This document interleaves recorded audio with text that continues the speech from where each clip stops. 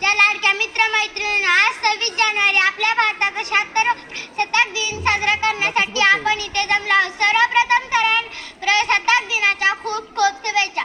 26 जानेवारी 1949 रोजी आपल्या भारताचे संविधान अंमलात आले. डॉक्टर बाबासाहेब आंबेडकर हे संविधानाचे शिल्पकार आहेत. 26 जानेवारी 1949 रोजी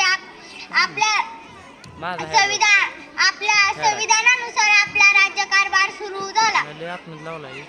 संविधानाने आपल्याला मूलभूत हक्क व अधिकार दिले. सुंदर सुंदर माझा देश, सगळ्यात वेगळा माझा देश. सुंदर सुंदर माझा देश, सगळ्यात वेगळा माझा देश.